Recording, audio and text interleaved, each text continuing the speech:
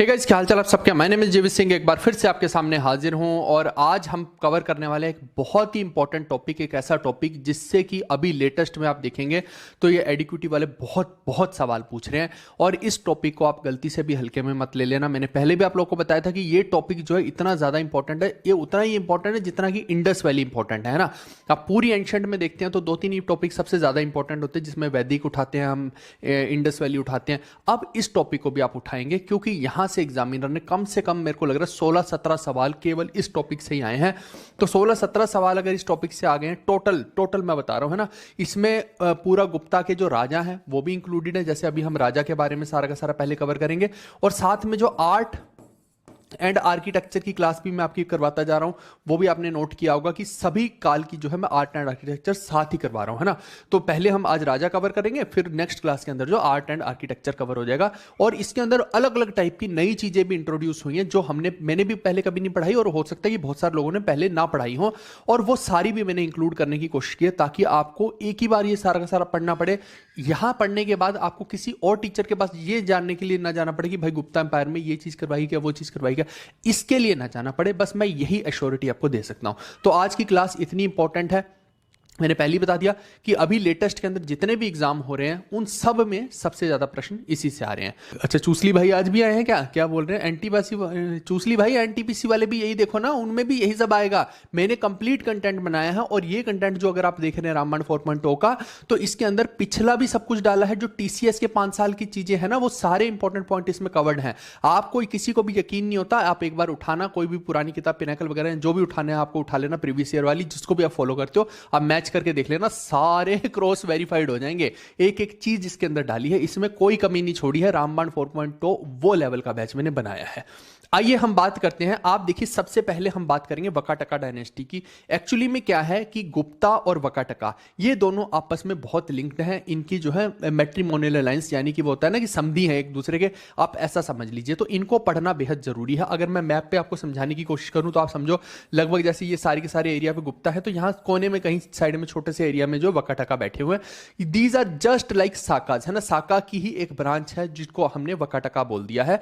और यही जो है अलग अलग तरह के राजा होंगे। अगर मैं इसमें भी पर्टिकुलर बोलूं तो वकाटका के अंदर किसने फाउंड किया है इसको, तो हम बोलेंगे विंध्या शक्ति ने इसको फाउंड किया है।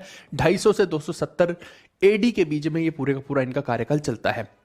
ये अब इसके बाद अगर जब मैं गुप्ता पढ़ाऊंगा तो आप समझोगे ये सब जो है आ रहे हैं, ये लगभग कुषाणों के बाद आ रहे हैं। आप ऐसे इस बात को समझेंगे, ठीक है। उसके बाद आप देखिए कि अर्लीस्ट नोन के अंदर अगर देखते हैं वकाटका पावर, तो ये दक्कन के अंदर इन्होंने काफी अपनी पावर फैलाई। बाद में फिर गुप्ताज ने काफी हद तक जो है इनको हराया भी है, वो भी बातें हम करेंगे।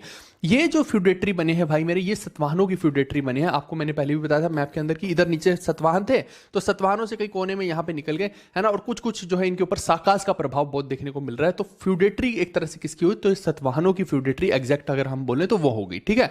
साकाज की नहीं, सतवाहनों की होगी, ठीक है। इसके अलावा आप देखिए कि इनके राजा इतने इंपॉर्टेंट नहीं है, केवल काम काम के पॉइंट मैं बताऊंगा और 2 मिनट में इसको खत्म कर दूंगा, क्योंकि वकाटका से क्वेश्चन नहीं आ रहा है। क्वेश्चन इससे एक आदि आया है, क्वेश्चन आ रहा है गुप्ता से, तो बट ये भी पढ़ाना जरूरी है क्योंकि इनका रिलेशन है उनसे। पहला आप देखिए कि ये विंध्या शक्ति का तो मैंने बता दिया। फिर परवर सेन जो इनका राजा है 270 से 330 के बीच में ये आता है, ठीक है। ये विंध्या शक्ति का टाइम है, ये परवर सेन का। ये शुरू का ही एक ग्रेटेस्ट रूलर इसको आप बोल सकते हो, इसलिए इसके बारे में पूछ सकते हैं। इसने टाइटल कौन से ले रखे हैं? सम्राट, धर्म महाराज, हरिपुत्रा। तो ये जो है सारे इसके टाइटल हैं। इसके अलावा आप देखिए कि फिर इनका जो सब, इसने कई सारे मल्टीपल वैदिक सेक्रीफाइसेस भी किए हैं, जो अश्वमेध यज्ञ वगैरह, राजसूय यज्ञ वगैरह होता है, ठीक है। उसके बाद आता है रुद्रसेन 1। रुद्रसेन 1 जो है 330 से 355 सीई में आ रहा है। वहीं पर रुद्रसेन 2 जो आ रहा है 380 से 385 सीई में आ रहा है, यानी एडी में आ रहा है। सीई का मतलब होता है एडी, ठीक है। ध्यान रखिएगा कि अब सब कुछ सीई का मतलब एडी ही होता है, कॉमन एरा की बात हो रही है।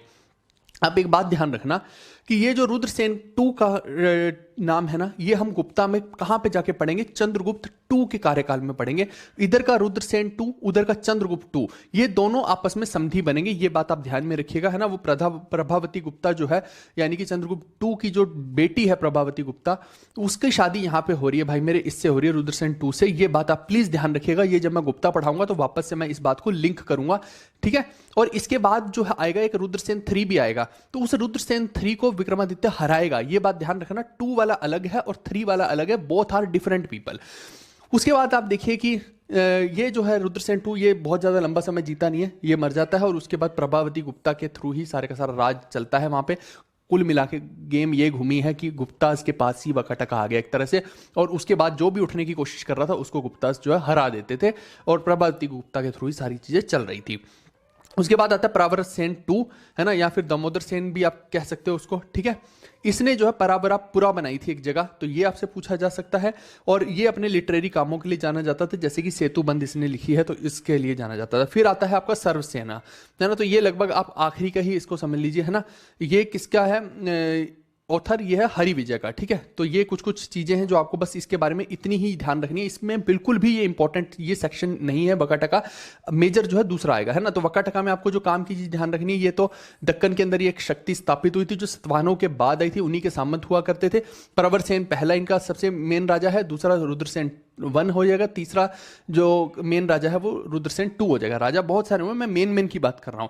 तो ये रुद्रसेन टू का जो है चंद्रगुप्त टू की बेटी से शादी होती है भाई मेरे, और ये जल्दी ही लुढ़क जाते हैं इसकी विकेट, और फिर जो है प्रभावती गुप्ता जो कि चंद्रगुप्त टू की बेटी है वही यहाँ से राजपाट चलाती है। ये बात आप ध्यान में रखेंगे। फिर प्रवरसेन टू आता है, उसके बाद सर्वसेन आता है। तो ये इतने इंपॉर्टेंट है नहीं है, यही मैंने बताया आपको। अब देखिए सवाल इस वाले से, वकाटका से केवल एक ही सवाल आपका बना है, who is the founder of Vakataka dynasty. तो वकाटका वंश का स्थापना किसने किया है, तो ये विंध्य शक्ति ने किया। बस only and only one question. अब इसके बाद आप देखिए कि इसी में ही अगर आप देखते हैं तो लास्ट वकाटका रूलर, यानी कि अब हमें ये देखना कि वकाटकाओं को जो अंत हो रहा है वो कहां पे जाके हो रहा है, हरिसेन के टाइम में हो रहा है, 475 से 500 एडी के आसपास में जाके, ठीक है। अब ये जो है आप देखिए इस हरिसेन ने क्या क्या किया है, इसने अजंता की गुफाओं को भी पेट्रोन किया है एक तो, और इसकी डेथ के बाद जो वकाटका एम्पायर लगभग कोलैप्स हो गया था, पूरा का पूरा खत्म हो गया था, ऐसे आप समझ सकते हैं। और इनका जो मेन रीजन था पावर का, है ना, वो विदर्भ रीजन था। जैसे आज आप बोलते हैं तो हम इंडिया का क्या बोलते हैं, दिल्ली से पावर चलती है, वैसे ही आप यहाँ पे देखेंगे तो विदर्भ रीजन से यानी महाराष्ट्र के एरिया से चलती थी। तो और इसके इंपॉर्टेंट अलाइज की बात करते हैं तो गुप्ताज जो है इनके इंपॉर्टेंट अलाइज थे, क्योंकि मैट्रिमोनियल अलायंस हुआ था इस वजह से। फिर इसके बाद आप देखिए कि इन्होंने जो है बुद्धिस्ट आर्ट को काफी प्रमोट किया था, और अजंता गुफाओं का तो मैंने बता ही दिया, हरिसेना ने किया था। ये हरिसेन अलग है, और एक हरिसेन आएगा भाई मेरे समुद्रगुप्त के टाइम पर, वो अलग है, ये अलग है। ये तो राजा है, वो जो है उसका कोर्ट पोएट है, ठीक है। तो दोनों में अंतर है। और यहीं से जो है नॉर्थ और साउथ का जो किंगडम है, क्योंकि गुप्ताज के साथ इनके टाइज बने थे, तो नॉर्थ और साउथ जो है एकदम से लिंक हो गए थे, ऐसे आप इसको समझ सकते हैं, ठीक है भाई मेरे। तो हरिसेन जो है अंतिम वकाटका शासक हुआ है, और लगभग विदर्भ से महाराष्ट्र से जो है इन्होंने पूरी पावर को संभाला है, और उत्तर और दक्षिण की जो संस्कृत की कड़ियां हैं वो इसी कार्यकाल में जो है पूरा का पूरा आपस में जुड़ती हैं। और इसके मरने के बाद जो है सब कुछ टूट जाता है वकाटका के अंदर। और इन लोगों ने जो बुद्धिस्ट लोगों को भी पेट्रोनेज किया है, संरक्षण दिया है, किस फॉर्म में दिया, अजंता गुफाओं की फॉर्म में दिया है उनको, ये बात आप ध्यान में रखेंगे। चलिए अब हम शुरू करते हैं गुप्ता एम्पायर के बारे में। अब हमारा मेजर आज की क्लास जो है शुरू होने वाली है, ठीक है जी। जी अब इसमें आप देखिए कि गुप्ताज के अगर हम अंदर पढ़ते हैं तो गुप्ता डायनेस्टी को ही गोल्डन एज भी बोला जाता है। ये 3rd सेंचुरी यानी कि लगभग 250 एडी की बात है, जब कुषाण लोग जो हैं आप देखिए कि उनका टूटना शुरू हो गया था। ये ऑब्वियस सी बात है कि जब भी किसी पूरे शासन के अंदर कोई राजा वीक होगा तो उसका शासन जो है टूटना शुरू होगा, उसी के जो सामंत हैं वो अपना अपना राज्य निकालना शुरू कर देंगे, और फिर उसके बाद क्या होगा, उन्हीं सामंतों में से कोई ना कोई एक ऐसा एरिया होता है जिसका सामंत बहुत स्ट्रांग निकल के आता है और वो सबको डंडे के जोर पे वापस जोड़ता है, समथिंग लाइक दैट। और इससे पहले भी लगभग आप देखिए कि कुषाणों से पहले भी काफी सारा टूटा फूटा हो रखा था। कुषाणों ने आगे थोड़ा जोड़ने की कोशिश की है ना, मौर्यों के बाद तो सब टूटा ही है।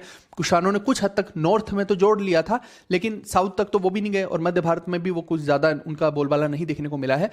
लेकिन अब देखिए कि उन्हीं के फ्यूडेटरी कौन हुए थे, उन्हीं के फ्यूडेटरी ये गुप्ता लोग हुए थे, यानी उनके सामंत हुआ करते थे। लेकिन आप देखो कि कनिष्क के बाद लगभग वो टूटता ही हुआ नजर आया, तो इन्होंने मौका देख के अपना राज्य अलग कर लिया। इसमें भी आप देखिएगा कि गुप्ता एरा को जो गोल्डन एज क्यों बोला जाता है, क्योंकि इस टाइम पे आप देखो कि बहुत सारी एडवांसमेंट आर्ट साइंस है ना, या एडमिनिस्ट्रेशन में, रिलीजियस पैट्रोनेज सिस्टम में बहुत एडवांसमेंट हुई है। लगभग भारत ने जो है, यहाँ के लोगों ने जो हर चीज में एक्सेल करने की कोशिश की है, इन्होंने हर चीज में सपोर्ट किया, इस वजह से ऐसा हुआ। ये बात भी आपको ध्यान में रखनी, इसीलिए इसको गोल्डन एज बोला जाता है। दूसरा आप देखिए कि जो इसका फाउंडर हुआ है, ये जो शुरुआत की है वो श्रीगुप्त ने की है, ये बात आप ध्यान में रखना, लेकिन ये रियल फाउंडर नहीं है। अब ये डरते डराते आप समझो कि एक राजा है, अभी तो ये सामंत ही है, अभी सोच तो सामंत वाली है ना, उतना स्ट्रांग नहीं बना है, ना ही मेंटली जो है उतना प्रिपेयर्ड है कि भले कल को जो है कुछ ज्यादा हमला कर दे तो मैं बड़ा टाइटल भी नहीं ले सकता। सकता हूं, ये बिल्कुल वही कुतुबुद्दीन ऐबक वाली बात होगी, वो भी ऐसी करेगा, है ना। तो कुल मिला के कहानी ये है कि ये 240 से 280 एडी के बीच में रहता है, मोटा मोटा 40 साल के आसपास राज कर रहा है। और ये कोई बहुत बड़ा टाइटल भी नहीं रहता है, अपने आप को सिर्फ महाराजा बोलता है, जो कि उस टाइम का नॉर्मल ही टाइटल है, बहुत बड़ा टाइटल तो ये नहीं है। और ये बस गुप्ता डायनेस्टी की शुरुआत कर देता है, छोटे से एरिया से अलग हो जाता है बेसिकली सबसे, है ना, कुशानों से अलग हो जाता है कि भाई आज के बाद मैं तुम्हें टैक्स नहीं दूंगा, कहानी खत्म। ठीक है, तो फ्यूडेटरी किसके थे? कुशानों के थे।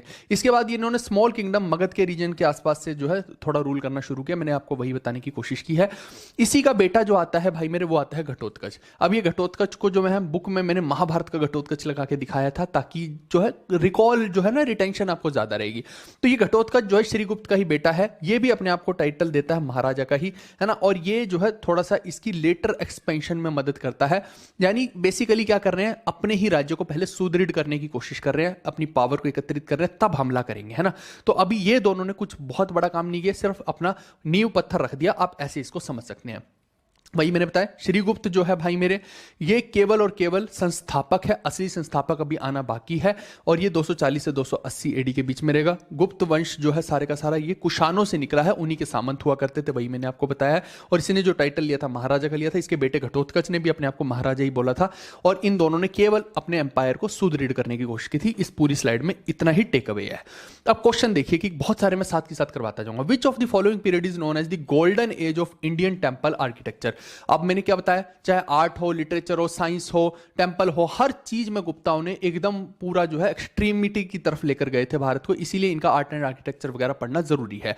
तो आप देखिए कि यहां पे जो हो जाएगा इसका उत्तर, वो गुप्ता पीरियड हो जाएगा। इसी काल में जो सबसे ऊपर गई है ये सारी की सारी चीजें, मौर्यों के काल में नहीं गई है, गलती से भी आप मौर्य मत मार कर देना। और दिल्ली सल्तनत में तो इस्लामिक स्ट्रक्चर ऊपर जाएंगे, और मुगल पीरियड में भी इस्लामिक जाएंगे, यानी कि कुल मिला के उत्तर यही दो हो सकते थे, ये हो नहीं सकता, तो फिर यही है। चलिए, उसके बाद Gupta period when art literature science was promoted is often referred to as what.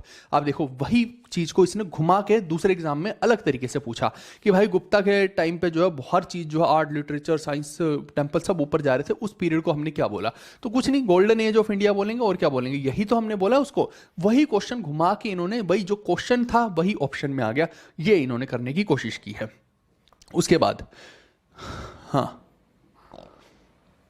नहीं भाई, आज छुट्टी नहीं होगी, बीच में फिर मेरे को जब टाइम मिलता है मैं तब छुट्टी ले लूंगा, है ना। अभी मेरे पास समय था तो आज क्यों छुट्टी लेनी, इस वजह से मैंने जो है कोशिश की है कि इसको करते हैं, है ना। कल जो है पूरा गुप्ता खत्म करा के फिर जब मेरे को वो कवर करना होगा, अगला वाला जो है क्या कहते हैं उसको, मेडाइवल स्टार्ट करनी होगी, तब बीच में ले लेंगे छुट्टी, अभी लेने की जरूरत नहीं है।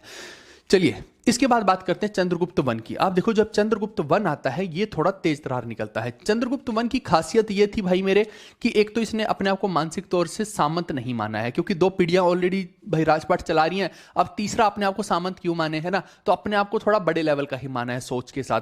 दूसरा, मैट्रिमोनियल अलायंस में बहुत तगड़ा था। मैट्रिमोनियल अलायंस का मतलब होता है कि शादी किसी के साथ करके और उसके किंगडम के साथ एक अच्छा रिलेशन बिल्ड कर लेना, ताकि कल को आपके ऊपर हमला भी हो तो वो जो आपका ससुराल वाले हैं वो उठ के आ जाएंगे भाई मेरे, है ना, अच्छा खासा उठ के आएंगे। तो इसने जो है नेपालियों के साथ, यानी कि लिच्छवी क्लैन जो होता है ना, उनके साथ जो है इसने एक अच्छे रिलेशन बनाने की कोशिश की। बिल्कुल वही काम किया जो बिंबिसार ने किया था। आप लगभग इसको यहाँ का बिंबिसार कंसीडर करके मान सकते हैं।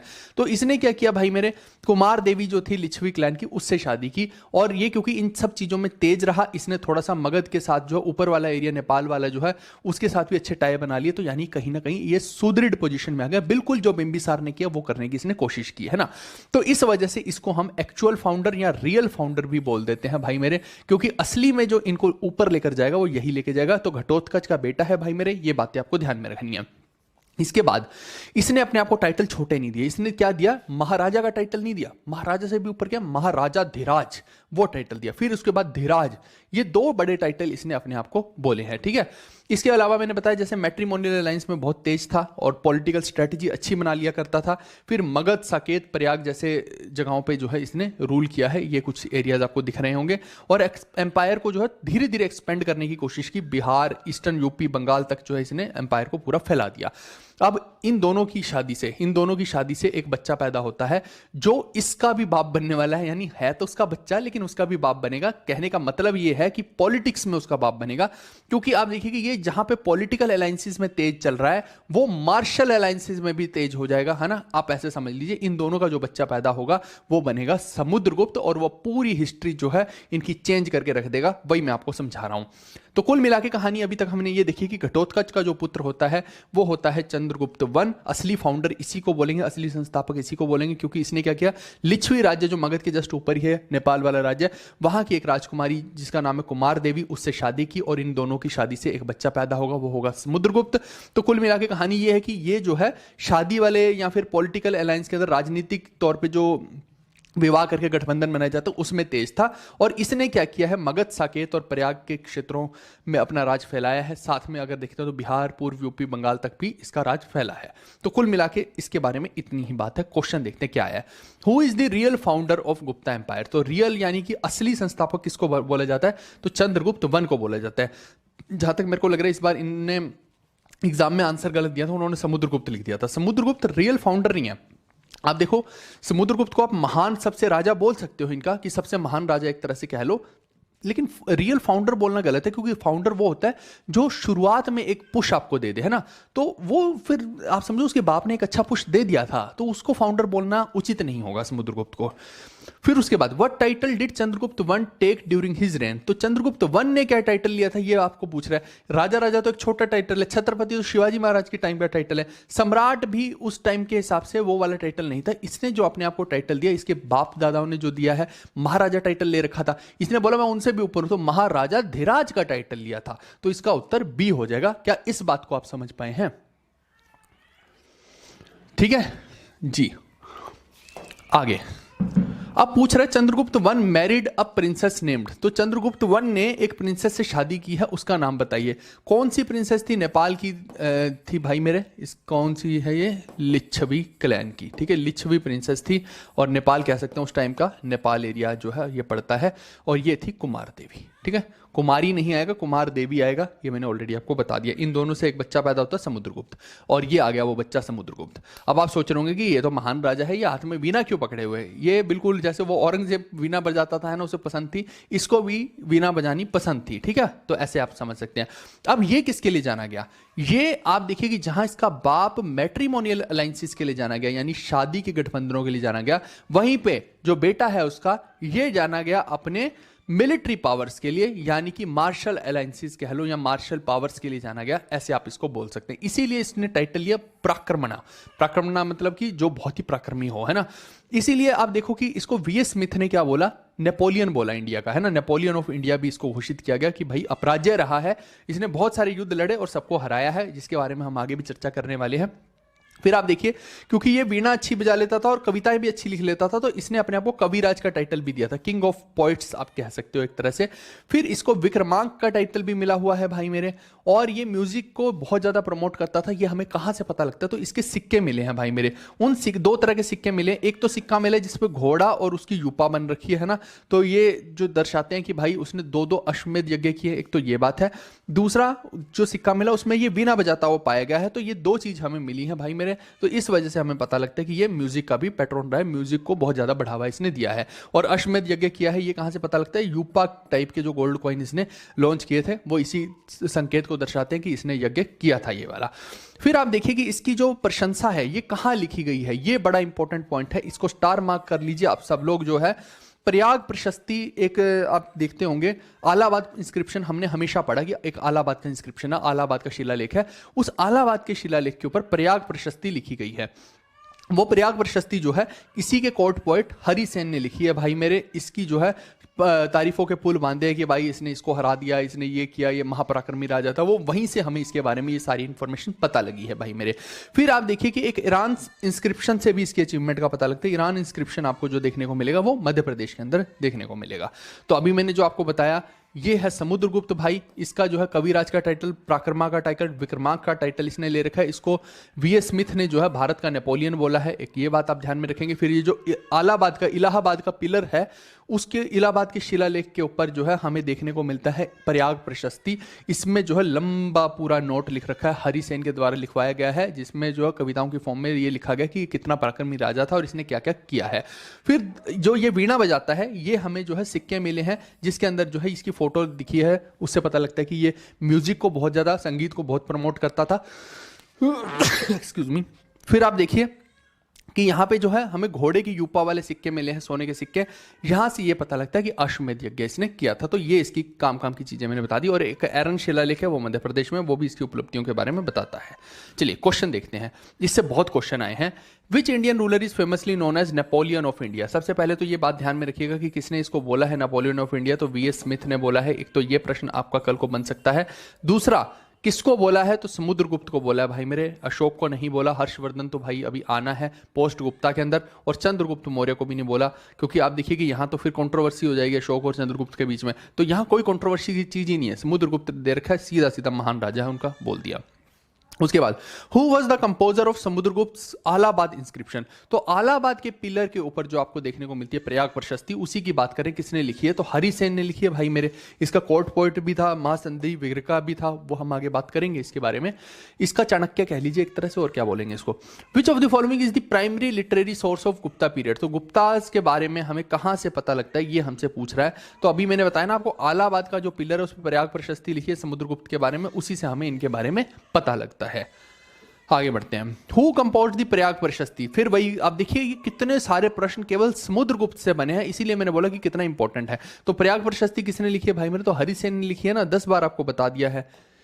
चलिए, in the context of Gupta dynasty tradition which pair is correct? तो ये एक एक्स्ट्रा आप देख लीजिएगा, जैसे पराक्रम है, तो ये कॉमन सेंस भी आप लगा के कर सकते थे। पराक्रमी जो होता है वो युद्ध में पराक्रमी होता है, ये बोला रिलीजियस रिस्पेक्ट के लिए, तो दिस इज रॉन्ग। क्षमा जो होता है कि आप किसी ने कोई गलती कर दी तो आपने उसके लिए क्षमा कर दिया, ये क्या बोल रहा है? अवार्ड फॉर आर्टिस्टिक वर्क, ये तो बिल्कुल गलत हो गया ना। क्षमा और पुरस्कार देना बहुत और बिल्कुल डिफरेंट थिंग है। फिर दान देने का मतलब होता है कि किसी व्यक्ति को जरूरत थी, उसको आपने दान दे दिया। यहां पे क्या बोल रहे हैं? शाइनिंग शो ऑफ प्रोड्यूस, ये क्या बोल रहा है? उपज का शानदार प्रदर्शन, ये कैसी बात हुई कि भाई कोई फसल हुई उसका प्रदर्शन किया, उसको कोई दान देना थोड़ी बोलते हैं। तो ये वैसे भी कॉमन सेंस के साथ आप तीनों ऑप्शन को हटा सकते थे। तो चौथा ही ऑप्शन इसमें ऑप्शन एलिमिनेशन, यानी कि हेडशॉट लगाने से आपको सीधा चौथा ऑप्शन मिल जाता, आप उसको उत्तर मार्क कर सकते थे। फिर आप देखिए, जो श्रद्धा होता है उसको बोलते हैं रॉयल म्यूनिफिसेंस। श्रद्धा यानी कि शाही उदारता, ठीक है। श्रद्धा का मतलब होता है शाही उदारता। ये बस आपको ध्यान रखना है कि भाई किंग जो है बहुत ही ज़्यादा जनरस था, बहुत ही ज़्यादा डोनेशंस दिया करता था, दान दक्षिणा दिया करता था। तो ये जो है श्रद्धा उसको डिपिक्ट करती है। चलिए, इसके बाद आप देखिए यहाँ पे कि मेजर कैंपेन्स की अगर मैं बात करता हूँ इसकी, तो आप देखेंगे कि आर्यवर्त कैंपेन है एक। तो भाई सब आप पूरा लगभग आप देखिए कि जो मौर्यों ने जो है लगभग अचीव किया था ना, बस नीचे का थोड़ा सा भाग आप छोड़ दीजिए, इन्होंने भी लगभग ये सारा एरिया जितना भी आप देख रहे हैं, इन्होंने सारा अचीव कर लिया था, ठीक है। मोटा मोटा आप लगभग मान लीजिए कि मौर्यों वाला काम इसने वापस से कर दिया था समुद्रगुप्त ने। इसने अच्छा खासा जो है एरिया कैप्चर कर लिया था। अब इसने क्या किया, आर्यवर्त के जितने भी राजा थे, नॉर्थ इंडिया के जो राजा थे, उनको खत भिजवा दिया भाई मेरे, है ना। मैंने बोला ना कि अश्वमेध यज्ञ भी किया है कि भाई जिसके अंदर दम है आ जाओ, दो हाथ कर लेते हैं, नहीं तो भाई मेरे को टैक्स देना शुरू कर दो। टैक्स देना शुरू कर दिया तो सिंपल सी बात है, वो आपने सरेंडर कर दिया, सिंपल सी बात है ना। तो आप बड़े राजा के नीचे चले गए, वो वाली कहानी हो गई, है ना। तो आप देखिए कि यहाँ पे जो है इसने डिफीट किया और एनेक्स किया 9 रूलर जो गंगा यमुना दोआब के अंदर हमें देखने को मिलते हैं। फिर आप देखो कि यहां से अगर हम देखते हैं तो अच्युता ऑफ अहिछत्रा, ये अलग अलग राजाओं के नाम है। Ganapati Naga of Mathura, Kota family rulers, ये सारे के सारे जो है इन लगभग मेजर राजा थे जिनको इसने हराया है। उसके बाद ये दक्षिण के अंदर जाता है, ठीक है। ये तो इसने अब क्या किया हासिल, इसने ऊपर का भाग हासिल कर लिया। देखो यहाँ पे बैठे हैं भाई मेरे, यहां से ऊपर का भाग हासिल किया है ना। फिर नीचे का भाग अब हासिल करने के लिए दक्षिण पथ की तरफ कैंपेन करेगा। दक्षिण में जब जाएगा भाई मेरे साउथ इंडिया कैंपेन में 12 साउथ के राजाओं को हरा देगा यहाँ पे, है ना, और अपने अंडर ले आएगा। यानी कि ये आप समझो मोटा मोटा पूरा भारत को फिर से एक करने का काम जो किया है वो समुद्रगुप्त ने किया है, जिसने कि अखंड भारत का निर्माण वापस से कर दिया। समझ गए? हाँ, क्या कह रहे हैं, Samudragupta live slightly for a long period, more he will be captured landmark. हाँ बिल्कुल बिल्कुल सही बात है। अब कार्यकाल भी देखते हैं तो मोटा मोटा आप देखो 50 साल का राज है इसका, तो 50 साल तो बहुत ज़्यादा हो गए ना। आप देखिए ना 330 से 380 एडी के बीच में 50 साल मिल गए मोटा मोटा। यही टाइम अकबर को भी मिला है, 49 ईयर अकबर को मिले हैं, 49 ईयर औरंगजेब को मिले हैं। तो मोटा मोटा 50 साल जिसको मिल जाते हैं तो भाई वो काफ़ी, उसके पास टाइम भी रहता है, मौका भी रहता है ना, तो वो बहुत कुछ कर सकता है। 50 साल तो बहुत बड़ा हो गया है ना, आप समझो इस चीज़ को। आज 60 साल तो एक एवरेज एज रह गई इंसान की, उसको 50 साल राज मिल गया तो बहुत बड़ी बात होगी ना। तो वहीं पे आप देखिए कमांडर कौन था इसका, कई बार ये कमांडरों के क्वेश्चन पूछने लग गया है, तो वीरसेन जो है इसका कमांडर था, ये बात आप ध्यान में रखिएगा। फिर जो जो जंगली एरिया हुआ करते थे, कहीं भी हो सकता है, यहाँ वहाँ यहाँ, है ना, वो सभी जंगल के एरिया जो होते थे, मैंने पहले भी आपको बताया था, वेदों में अताविका किसको बोलते हैं, या मौर्यों के काल में भी अताविका जो है वो जंगल के एरिया को बोलते हैं। तो जंगल के एरिया में मान लो कि कोई भील लोग रह रहे हैं या कोई भी लोग रह रहे हैं, कबीले रह रहे हैं, तो वो सारे लोग भी जो है राजा जो ये है इसी के अंडर आएंगे। ऐसा नहीं कि जंगल सेपरेट हो गए, ये नहीं बोला जाएगा, है ना। तो वो उसने जंगलों को भी बोला कि ये भी मेरा ही एरिया है, ये बात आपको ध्यान में रखनी है। तो उनको जो बोला गया अतावी का राज्य बोला गया, ये इंपॉर्टेंट है। यानी इसका समथिंग लाइक दैट, आपने वो मूवी देखी होगी, कौन सी थी, कांतारा टाइप, है ना। तो उसमें मान लो कि जंगल के लोग जो है कुछ तोड़ रहे हैं, फ्रूट सब्जियां वगैरह, तो एक भाग जो राजा को दे सकते हैं, समथिंग लाइक दैट। आप उसको टैक्स की फॉर्म उसकी समझ सकते हैं। फिर आप देखिए उसके बाद फ्रंटियर स्टेट्स और ट्राइब्स सब उसके अंडर थी, है ना। जितनी भी फ्रंटियर स्टेट का मतलब है कि इस तरफ जो राज्य थे बिल्कुल बॉर्डर के ऊपर, वो भी उसने अपने अंडर ले रखे थे। जितने भी कबीले थे वो भी अपने अंडर ले रखे थे, सेंट्रलाइज कर दिया पूरी की पूरी पावर को। कहानी ये है इसमें। उसके बाद आप देखिए, अगर आप बंगाल, असम, नेपाल, पंजाब कहीं पे भी जाते हैं, वहां पे रिपब्लिक क्लैंस हुआ करती थी। अलग कबीले थे जो रिपब्लिक कबीले थे, है ना, जहां पे उनको ये मोनार्की के अंडर लिया है। कुल मिला के कहानी ये है, वो रिपब्लिक थे, उनको मोनार्की बना दिया। इसके अलावा आप देखिए इसने साकाज को, कुशान्स को, सबको हरा दिया। क्योंकि आप देखो कि यहाँ पे साइड में कोने में बैठे होंगे शाका, है ना, इधर बैठे हैं भाई मेरे आपके कुशान जो बचे खुचे हैं, उन सबको भी भगा दिया यहाँ से, है ना, और मारपीट करके जो है सारे को अपने अंडर ले लिया। कुल मिला के आप इसको ऐसे समझ सकते हैं।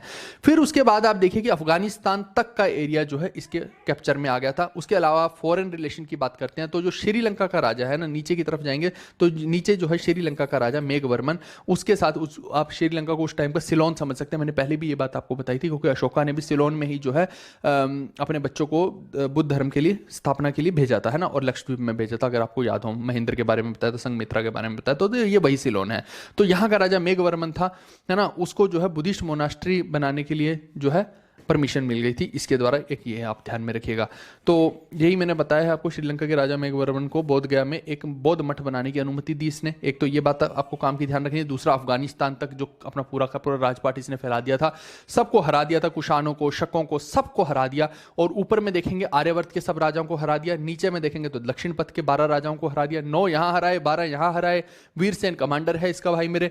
इधर भी पूरा का पूरा ऐसे तबाही मचा के रखी। इसी वजह से इसको Napoleon of India VS. Smith ने बोला है। अब शायद आप इस कॉन्टेक्स्ट को समझ पाए होंगे कि भाई नेपोलियन जैसे फतेह करता गया, उसको हराने वाला कोई नहीं था। सेम ऐसे ही कि ये भी फतेह करता गया, इसको हराने वाला कोई नहीं रहा, इसलिए इसको जो है नेपोलियन एक तरह से बोल दिया गया है। चलिए फिर कोर्ट एंड एडमिनिस्ट्रेशन की इसकी बात करता हूं। तो इसमें जो सबसे इंपॉर्टेंट है, जिससे प्रश्न बनना ही बनना है, वो है हरिसेन। आप देखो कि हरिसेन जो है ना, इसका हरिसेन को 3 काम इसने दे रखे हैं। एक है महादंड नायक, यानी कि चीफ जुडिशियल ऑफिसर उसको बना रखा है। दूसरा है कुमार मात्या, की मिनिस्टर बना रखा है, जस्ट लाइक चाणक्य, आप इसको समझ सकते हैं।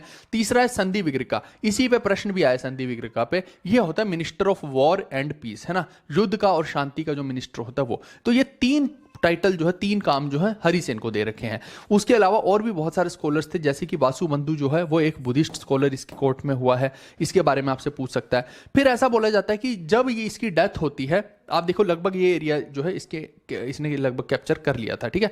अब इसकी जब डेथ होती है तो उस टाइम पे अगर हम देखते हैं तो ऐसा 2 स्टोरी बनती है। एक तो ये बनती है कि भाई चंद्रगुप्त 2 जो है वो आ गया, लेकिन एक स्टोरी ये भी बोलती है कि बीच में पहले रामगुप्त आया, रामगुप्त को मारने के बाद चंद्रगुप्त 2 जो है गद्दी पे बैठा था।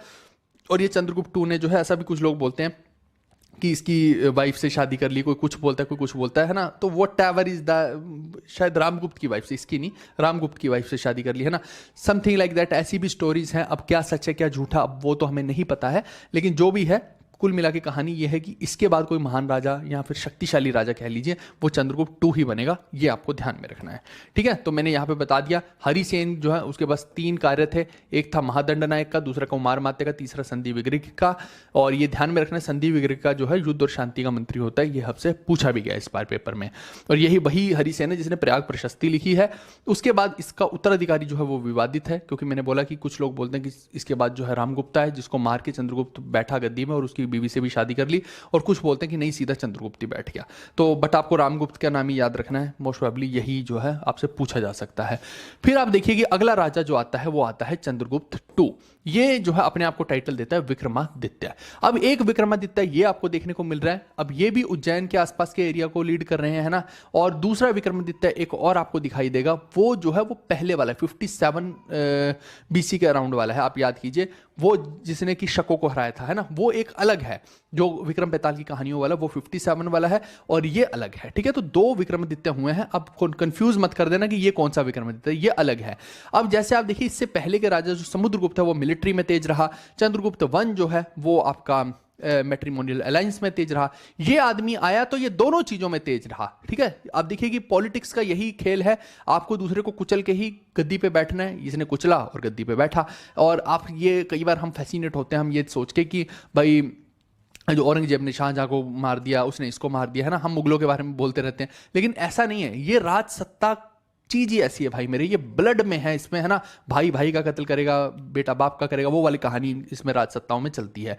और यहां भी हिंदू राजाओं में भी सेम आपको यही कहानियां पीछे देखने को मिलती हैं। तो ऐसा मत सोचना कि जब मैं आपको मुगल एम्पायर पढ़ाऊंगा कि वहां पे अरे भाई ये तो बिल्कुल ही ऐसे कर रहे हैं, एक दूसरे को मार काट कर रहे हैं। वही काम वहां वो थोड़े और धड़ल्ले से कर रहे थे, ये हम बोल सकते हैं, लेकिन छोटे स्केल पे इन्होंने भी वही किया है। क्योंकि राज करना है तो आपको ब्लू ब्लेडेड होना ही पड़ेगा, है ना, आपको मारना ही पड़ेगा सबको, तभी आप राज कर सकते हो, है ना, नहीं तो दूसरा आपको मारेगा। अब ये जो है दोनों चीजों में तेज है भाई मेरे, है ना, तो ये और खेल करने की कोशिश करता है। और इसी के टाइम को हम बोलते हैं कि इस टाइम तक जो गुप्ता है, आप देखो ना, लगभग एम्पायर पूरे पीक पे, समुद्रगुप्त इतना बड़ा एम्पायर खड़ा कर गया है, अब इसको मिल गया है एक तरह से, अब ये उसको और फैलाने का काम करेगा। इसको बिल्कुल आप अशोका के साथ कंपेयर करके देख सकते हैं, जैसे अशोका ने पूरे राज्य को मुट्ठी में बंद करके रखा हुआ था, सेम काम इसने भी कोशिश की है ना। तो ये जो है गोल्डन एज ऑफ गुप्ता यहाँ पे इस टाइम पे पीक पे है, सबसे ऊपर है। उसके बाद धीरे धीरे नीचे आनी शुरू हो जाएगी। इसके कार्यकाल में सबसे पीक पे जो है गुप्ता लोग पहुंच गए हैं। ठीक है, और इसके अलावा अगर हम मेजर कंट्रीब्यूशन की बात करते हैं तो इसके बारे में एक प्रश्न जरूर आएगा कि इसने सिल्वर के सिक्के जो है सबसे पहले चलाए थे, उस सिल्वर के सिक्के को क्या बोलते हैं? इसको रूपक बोलते हैं। ये कई बार प्रश्न आ गया है पेपर में और फिर से आने के चांस रहेंगे, तो ये बात आप ध्यान में रखना। और ये इसने कब चलाए थे? जब इसने वेस्टर्न क्षत्रपों को जो है हरा दिया था, है ना, जो शक थे वेस्टर्न वाले उनको हराया था। उसके बाद गोल्ड के सिक्के चलाता है तो उनको बोलते हैं दिनार। सिल्वर और कॉपर के कॉइन्स भी चलाता है, जो कि मैंने अभी आपको समझाया है।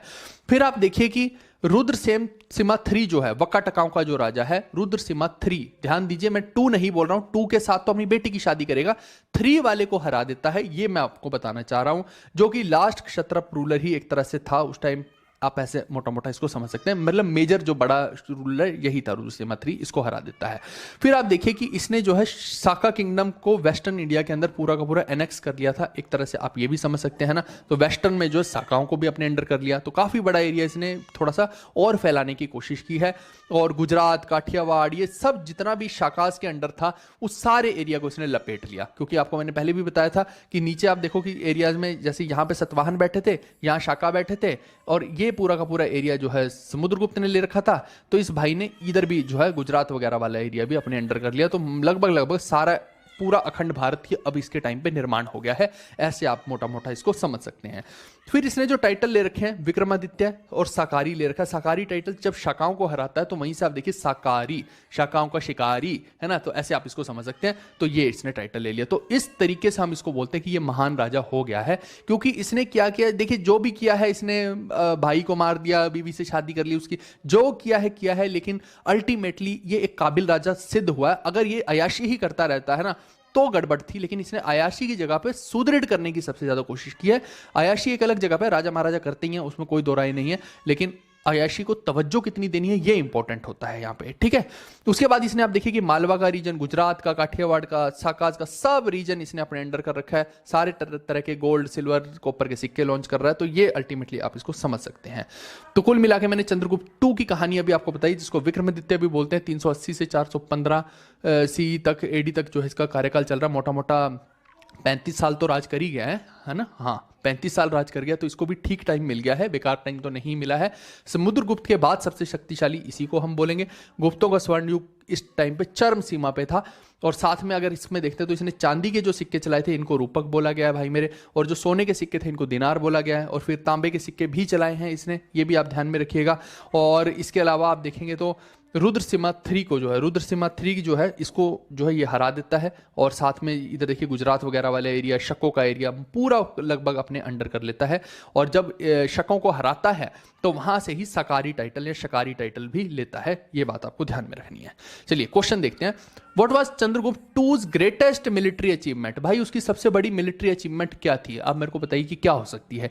कौन थे उस टाइम पे विदेशी? शक लोग थे, है ना। तो शक लोगों को हरा दिया, वही सबसे बड़ी अचीवमेंट। और सकारी या शकारी टाइटल वहीं से ले रहा है। तो देख लेते हैं कि कहाँ है यहाँ पे। पहले देख, इधर नीचे वाला देख लो। तो हंस को ये नहीं हरा रहा है, ये बिल्कुल गलत है। हंस को जो हराएगा वो आगे आएगा, अभी इसके भी बात करेंगे।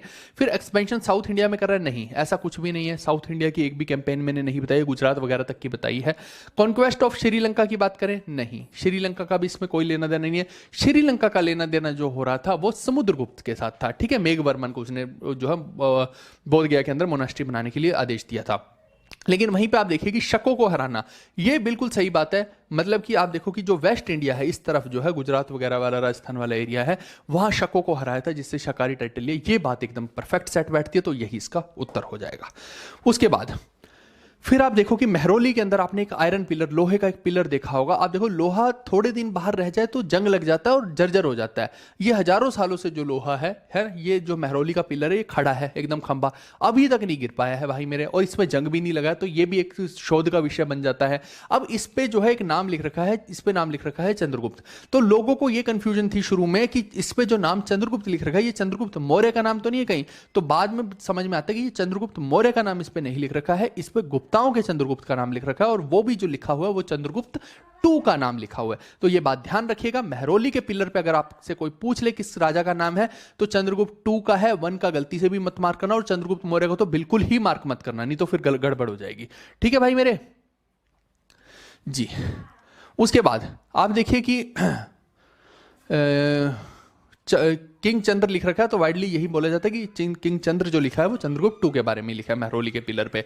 उसके बाद आप देखिए कि नॉर्थ वेस्टर्न इंडिया और बंगाल में भी इसकी अथॉरिटी फैल जाती है। तो ये मैंने आपको बता ही दिया, नॉर्थ वेस्टर्न इधर वाला एरिया, इधर वाला बंगाल का एरिया है ना। तो ये सारे एरिया जो है इसने अपने अंडर जरूर कर लिए थे, ये एक अच्छी चीज की। अच्छा, इसी के टाइम पे अगर हम देखते हैं तो उदयगिरी केव की इंस्क्रिप्शन जो है वीरसेन ने करवाई थी, जिसको कि जिसमें हम देखते हैं कि बहुत सारे जो इसने युद्ध लड़े हैं उनके बारे में जो है उदयगिरी की केव पे जो है हमें वो लिखा हुआ देखने को मिलता है। वहीं से हमें पता लगता है। और ये आप देखिए शुरू किसने किया, अशोक ने जो काम शुरू किया ये अभी तक चल रहा है। इन्होंने सोचा कि भाई लोगों को पता कहां से लगेगा, तो ऐसे पता लगेगा। उसके बाद आप देखो कि एक बहुत इंपॉर्टेंट प्रश्न जिसको आप स्टार मार्क कर लीजिए, एक चाइनीज पिलग्रिम इस टाइम पे हुआ है, फायान। तो फायान जो आया है भाई मेरे, इसी के कार्यकाल में आया है चाइनीज चिंका, है ना, जो पिलग्रिम है। तो ये इसने जो है अपना बहुत सारे टेक्स्ट के अंदर इसके कार्यकाल के बारे में लिखा है। प्लीज फायान का नाम ध्यान रखिएगा, बहुत बहुत इंपॉर्टेंट है फायान का, ठीक है। इसके अलावा आप देखिए कि इसने बताया है कि इस टाइम पे सोसाइटी बड़ी पीसफुल थी और बुद्धिज्म भी यहाँ पे बहुत ज़्यादा फ्लरिश कर रहा था। तो यानी कि एक्सेप्टेंस थी बुद्धिज्म के लिए इस टाइम पे भी, ये हम इसमें समझ सकते हैं, ठीक है। तो ये फायान के बारे में आपको जरूर याद रखना है। आगे बढ़ते हैं। Which Chinese Buddhist pilgrim visited India during the reign of Chandragupta 2? देखो हर्षा के टाइम में जो आएगा वो यानसांग है, लेकिन ये फायान है, ये चंद्रगुप्त 2 के टाइम का है। ये बात आपको ध्यान में रखनी है, तो आप फायान को मार्क करेंगे। ये जो है युआनसांग, ये जो है इसको युआन तसांग ऐसे भी लिख देते हैं। ये जो आएगा ये हर्षा के टाइम का आएगा। Harsha is post Mauryan, please इस बात को आप ध्यान में रखिएगा।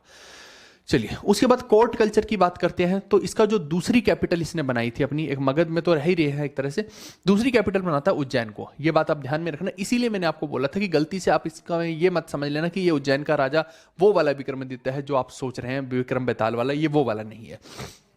दूसरी बात, जैसे अकबर के कोर्ट में 9 जेम्स हुआ करते थे, है ना, नवरत्न हुआ करते थे, इसके कोर्ट में भी 9 रत्न हुआ करते थे। जो 9 के 9 है उनका आपको बताऊंगा अभी, उन 9 के बारे में आपको पता होना चाहिए। जिसमें सबसे फेमस तो है, आप देखिए, कालिदास। कालिदास को जो है हम शेक्सपियर ऑफ इंडिया भी बोलते हैं, ये बात आप ध्यान में रखना। आज की डेट में जब हम कंपेयर करते हैं तो शेक्सपियर ऑफ इंडिया भी बोलते हैं, ये बात आप प्लीज ध्यान में रखिएगा। फिर अमर सिम्हा, धन्वंतरी जो है, वैद्य बहुत अच्छे हुए हैं, वराह मिहिर, इनके बारे में अभी बात करेंगे, आगे बात करेंगे, ये तो एग्जाम्पल के लिए लिखे हैं। उसके बाद आप देखिए कि इन लोगों ने संस्कृत लिटरेचर और आर्ट, एस्ट्रोनॉमी, मेटलर्जी, इन सब चीजों को धड़ल्ले से प्रमोट किया है, क्योंकि गुप्तास के पास समय था, अच्छा खासा समय मिल गया था, तो अब ग्रोथ की तरफ ध्यान दे रहे थे। आप इसको ऐसे समझ सकते हैं।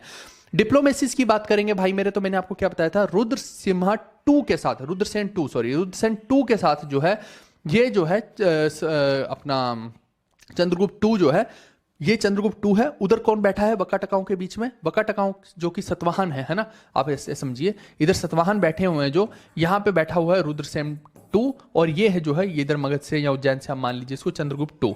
ये क्या कर रहा है चंद्रगुप्त टू, रुद्रसेन टू के साथ जो है अपनी बेटी प्रभावती गुप्ता की शादी कर रहा है। लेकिन ये जो रुद्रसेन टू है, ये बहुत जल्दी लुढ़क जाता है, इसकी विकेट जल्दी लुढ़क जाती है, ये बहुत समय तक जिंदा नहीं रहता है ना, 4-5 साल में जो है मर गया। अब उसके बाद जो है रूल कौन करता है यहाँ पे, प्रभावती गुप्ता के थ्रू गुप्ता ही रूल करते हैं, ये बात आपको ध्यान में रखनी है। यानी गुप्ता जो है यहाँ पे इनकी वकाटकाओं की चलने नहीं देते, ये अपनी चलाते हैं यहाँ पे, और लंबे समय तक जो है, एक तरह से आप समझ लीजिए, मैंने इसीलिए बोला था कि मैट्रिमोनियल अलायंस में भी ये बहुत तेज है। डायरेक्ट रूल नहीं था इसका वहां पे, लेकिन इनडायरेक्ट रूल इसने दक्कन के अंदर भी अपना रखा है, तो इस वजह से जो है इसको मैट्रिमोनियल अलायंस में भी स्ट्रॉन्ग हम कह सकते हैं। ठीक है भाई मेरे, तो ये हो गया। इसके अलावा आप देखिए एडमिनिस्ट्रेशन की बात करते हैं तो वीरसेन जो है इसके कोर्ट पोएट और मिनिस्टर रहे हैं, अमरखंडा जो है इसके आर्मी जनरल रहे हैं, और उज्जैन को इसने सेकंड कैपिटल बनाया है। ये तीनों बहुत बहुत इंपॉर्टेंट है, कई बार पेपरों में इसके बारे में आ चुका है। तो मैंने अभी बताया कि दूसरी राजधानी उज्जैन बनता है। 9 रत्न में जैसे कालिदास हो गया, अमर, धन्वंतरी, वराहमिहिर, अभी इनकी लिस्ट मैं बताऊंगा आपको। इस टाइम पे संस्कृत साहित्य, कला, खगोल विज्ञान, धातु विज्ञान को काफी बढ़ावा दिया गया, इसीलिए ही इसको जो सुनहरा युग भी बोला गया है, गोल्डन एज या फिर सुनहरा युग भी इसको बोला गया है भारत का। फिर कुबेर नागा के साथ जो है ये खुद शादी करता है, ठीक है, कुबेर नागा राजकुमारी है, और वहीं पे अपनी बेटी प्रभावती गुप्ता की शादी जो है रुद्रसेन टू से करता है, जिससे कि वकाटकाओं का राज भी इसके हाथ में आ जाता है, क्योंकि रुद्रसेन टू जो है जल्दी टपक जाता है। जिसके बाद वीरसेन इसका दरबारी कवि और मंत्री है, अमरखंड सेनापति है, उज्जैन जो है दूसरी राजधानी होगी, ये बात आप ध्यान में रखेंगे। फिर यहाँ पे अगर मैं की अवे टेक अवे देखता हूँ पूरी की पूरी स्लाइड में, तो आप देखिए कि जो काम के पॉइंट सबसे ज्यादा रिपीट होते हैं, रूपक जो है सिल्वर कॉइन है भाई मेरे, जो इसने लॉन्च किया, फायान जो है इसके कार्यकाल में आया है, विक्रमादित्य सकारी इसका टाइटल है, महरौली के आयरन इंस्क्रिप्शन में भी इसका नाम हमें देखने को मिलता है। फिर हमें जो है कालिदास और बाकी के लोग नवरत्न इसकी कोर्ट में देखने को मिलते हैं। नागाज और वकाटका से जो है अलायंस होगी, क्योंकि कुबेर नागा से शादी करके नागाज के साथ इसने संधि कर ली, और अपनी बेटी प्रभावती गुप्ता की वकाटकाओं से करके वहां भी इसने मैट्रिमोनियल अलायंस कर लिया, यानी कि शादी वाली संधि कर ली थी। ठीक है, तो ये काम काम के पॉइंट मैंने यहां पे बता दिए हैं। क्वेश्चन देखते हैं, what is the title that Chandragupta two take which signifies his great power. तो कौन सा टाइटल इसने लिया था, तो विक्रमादित्य लिया था भाई मेरे, जिससे इसकी बहुत बड़ी पावर का पता लगता है कि बहुत ज्यादा पावरफुल था, तो इसने अपने आप को क्या बोला, विक्रमादित्य बोला है भाई मेरे। जो इसके 9 रत्न हैं, ये रहे वो 9 रत्न। वराह मिहिर जो है इसका एस्ट्रोलॉजर है भाई मेरे, है ना, भविष्यवाणियां करने वाला है। कालिदास इसका पोएट है भाई, कालिदास की तो बहुत सारी नॉवेल्स हैं जो हम ऑलरेडी पढ़ चुके हैं, पहले ही मैं 10 बार आपको बता चुका हूं। शंकु जो है इसका आर्किटेक्ट है। वरुचि जो है भाई मेरे, वो ग्रामर और संस्कृत का स्कॉलर है। ये वरुचि का आपसे पूछा जा सकता है, क्योंकि पाणिनि के बारे में कई बार पूछा गया, तो वरुचि के बारे में भी पूछा जा सकता है। कहां पनाका भी जो है इसका एस्ट्रोलॉजर है। अमर सिंह या फिर अमर सिम्हा कई बार हम बोल देते हैं, ये जो है इसका संस्कृत लेक्सिकोग्राफर है, ठीक है, यानी कि इसने संस्कृत भाषा का अमरकोश बनाया है पूरा का पूरा। फिर आप देखिए हरिसेन जो है भाई मेरे, इसका पोइट है। धन्वंतरी जो है फिजिशियन है, वैद्य है, राजवैद्य है, और विठल भट्ट जो है वो जादूगर यानी कि मंत्र शास्त्र का जो है बहुत बड़ा ज्ञाता है। अच्छा, ये जो क्या कहते हैं, देवी चंद्र गुप्ता जो एक नॉवल है जिसको कि विशाख दत्त ने लिखा है, किसने लिखा, विशाख दत्त ने, देवी चंद्र गुप्ता, उसी नॉवल से हमें पता लगता है कि इसने जो है रामगुप्त को मार के ये गद्दी पे बैठा, तो यानी कि समुद्रगुप्त के बाद का राजा रामगुप्त था, ये इस नॉवल से केवल हमें पता लगता है। चलिए, तो ये मैंने हिंदी में भी लिख दिया, वराह मिहिर, कालिदास, शंकु, वरुचि, क्षपनक या कहां पनाका, अमर सिम्हा, हरिसेन, धन्वंतरी, बेताल भट्ट, ये सारे मैंने बता ही दिए आपको। आगे बढ़ते हैं। अब इसके बाद जो राजा आता है वो आता है कुमारगुप्त वन। ठीक है, क्या बोल रहे हैं, क्वीन जी ऐसा कुछ भी नहीं है, पूरा पेड कोर्स टाइम पे खत्म होगा, फालतू की बातों पे आप ध्यान मत दीजिए। फालतू की फर्जी बातें कितनी कोई भी बोल ले है ना, तो वो तो आपको दिख ही रहा है। अभी जितनी भी हमारे, आप देखिए हमारे इस चैनल के ऊपर जितनी भी क्लासेस हमने लिए हैं, चाहे मैंने हेडशॉट लिए हैं, चाहे मैंने एमटीएस की तांडव सीरीज़ ली है, चाहे फिर मैंने स्टैटिक की कोई सीरीज़ ली है, क्या मैंने नहीं खत्म कराई? वो पूरी की पूरी खत्म कराई ना। अब ये डिपेंड करता है कि आप खत्म करना किसको मानते हैं, है ना। कुछ लोग होते हैं वो बोलते हैं कि भाई आप करवाते ही जाओ करवाते जाओ, वो व्यर्थ की चीज़ें आपको बोलते जाएंगे कि सर ये करवा दो वो करवा दो, जिनका कोई एग्जाम से लेना देना नहीं है, वो ऐसी ऐसी बातें आपको बोलेंगे। इतनी डिमांड्स लोगों की पूरी नहीं करनी चाहिए मुझे लगता है कभी भी, क्योंकि जो इंपॉर्टेंट चीज़ है जो आएंगे एग्जाम में, आप एक टीचर को वो पढ़ानी चाहिए, ना कि हमें इस तरीके से पढ़ना है कि हम यूपीएससी की तैयारी करने लगे और हमें पता ही नहीं कि हमारे 5 साल कहां चले गए। ये डिपेंड करता है कि आप उसका पैरामीटर क्या समझते हैं, ना। तो मैं देखिए कि यही आपको बोल सकता हूं। अब मैं एक टीचर 1000 घंटे का कोर्स मैं अकेला इकोनॉमिक्स का अगर बना दूं तो क्या आप पढ़ पाओगे? आपको ये भी सोचनी चाहिए। बहुत सारे इसमें सोच विचार करने वाली चीजें होती हैं कि आप किसी कोर्स की कंप्लीशन को किस हद तक लेके जाते हैं और कितना उसके अंदर कंप्लीशन मानते हैं। जो व्यर्थ की चीजें लग रही हैं, जो अभी एग्जाम में आ ही नहीं रही हैं और कई साल से जो है बिल्कुल बंद पड़ी हैं, उनको कराने का, या फिर बिल्कुल ऐसी इररेलेवेंट चीज की जो मेरे को लगता है कि कभी आएगी ही नहीं पेपर में, मैं क्यों करवाऊं वो वाली चीज? मुझे वो करवानी चाहिए ना जो एग्जाम में आएगी। एक कंटेंट भी तो लिमिटेड करके रखना है कि नहीं करना है। और इवन मुझे तो लग रहा है मैं बाकी लोगों से कहीं बेहतर ही कंटेंट आपको दे रहा हूं, इससे ऊपर तो कोई कंटेंट हो ही नहीं सकता है। आप मेरे को एक भी व्यक्ति बताइए जो इतना अपडेटेड कंटेंट लेकर आया हो, एक भी पॉइंट आपको मिस नहीं दिख रहा होगा यहाँ पे, ठीक है।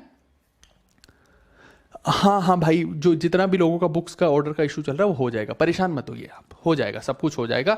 आज वैसे भी संडे था, हमने बोल दिया है तो सबको मिल जाएगा। आई थिंक कुछ पोस्ट ऑफिस वगैरह का इशू चल रहा है उनके साइट वगैरह में, वो हो जाएगा, आप परेशान मत होइए। कुमारगुप्त वन की बात करते हैं, इसके बाद आता है ये नालंदा यूनिवर्सिटी जो बिहार के अंदर बनाता है वो कुमारगुप्त वन बनवाता है। यही है वो कुमारगुप्त जिसने की नालंदा यूनिवर्सिटी बनाई है, जिसको बाद में जो है बख्तियार खिलजी उड़ाता है, ठीक है, जला देता है पूरी को।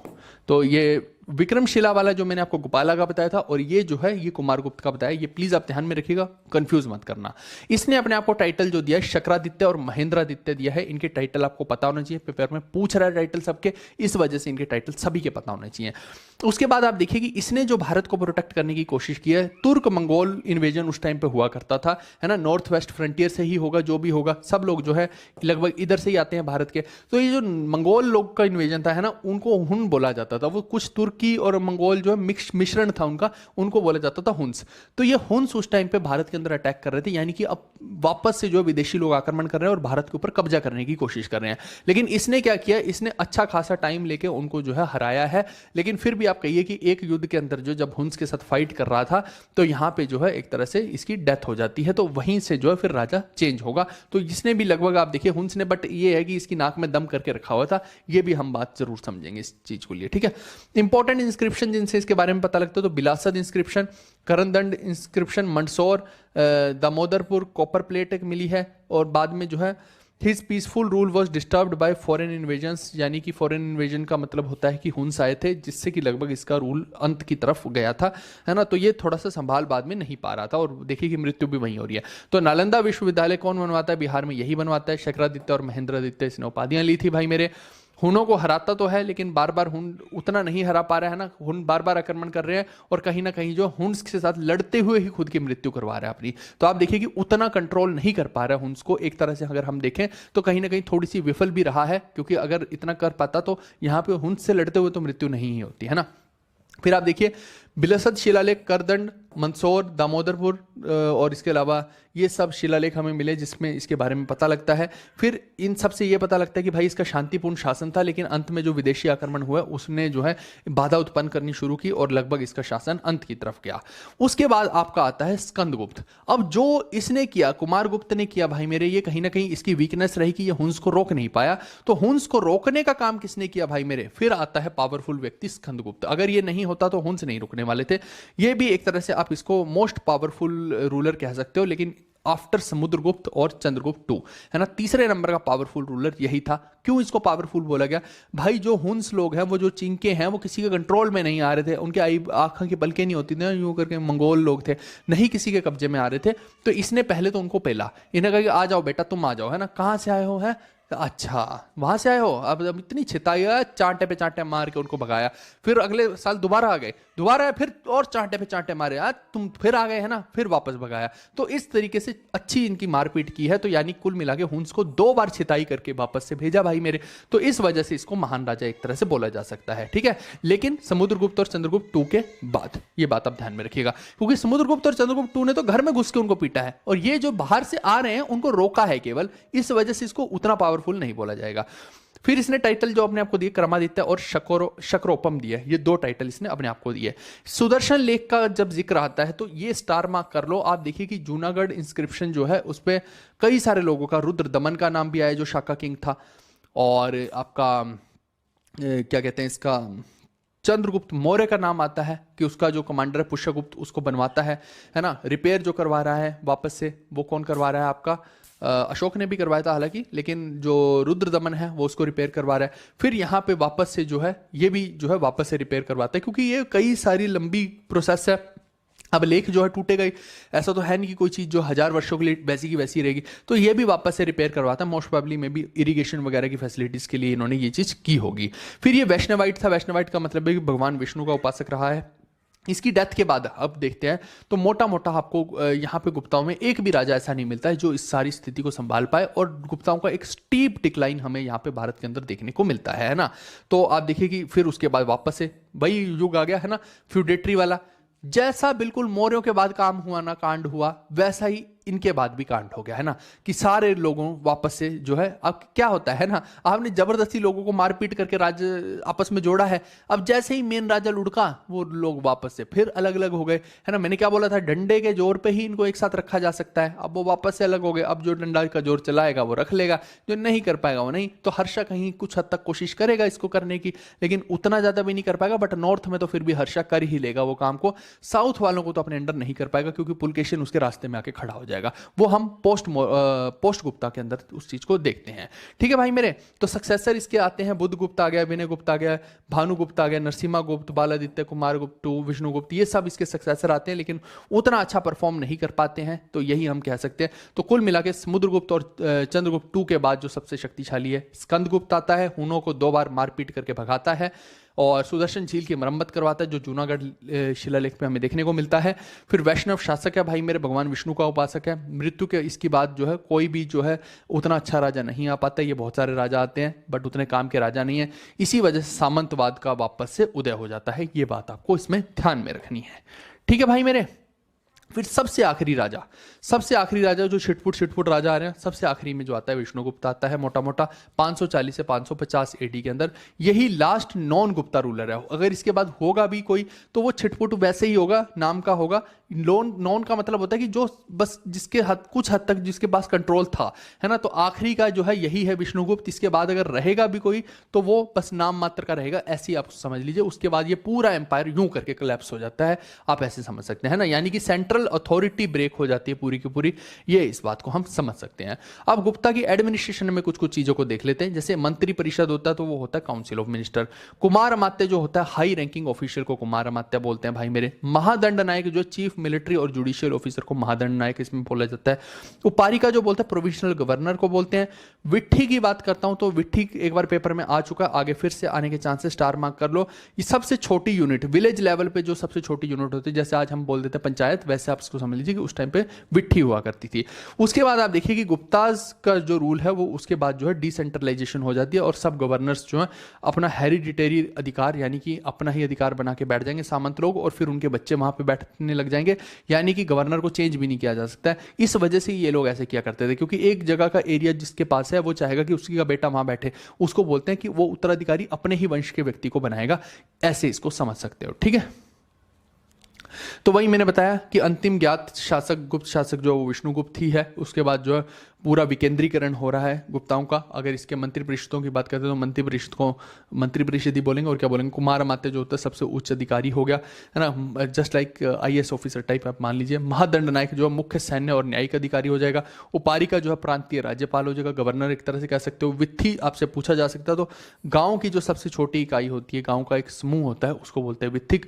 और इसके अलावा विकेंद्रीकरण तो हो ही गया था भाई मेरे, और जो आपका राज्यपाल जो हुआ करते थे उन्होंने वो वंशानुगत सामंत बन गए थे भाई मेरे, यानी राजा का या फिर राज्यपाल का बेटा ही अगला राज्यपाल बनेगा। ठीक है जी। इसके अलावा क्या बोल रहे हैं भाई, कह रहे हैं भाई स्कोर कैसे इंक्रीज होगा, ये सब पढ़ो ना,